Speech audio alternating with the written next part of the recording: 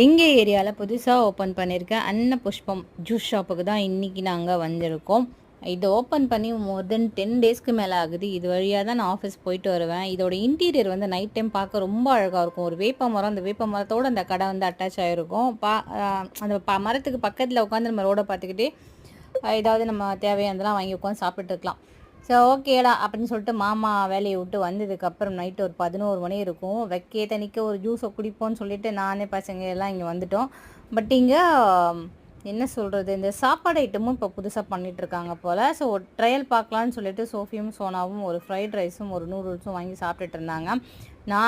நானும் அம்மாவும் ஒரு பைனாப்பிள் ஜூஸ் மட்டும் வாங்கி குடிச்சிட்டு இருந்தோம். அந்த ஷாப்பில் அந்த டைமில் எங்களை தவிர வேறு யாருமே இல்லை. சப்ளை பண்ணுற பசங்க அதுக்கப்புறம் மற்றவங்க எல்லாருமே.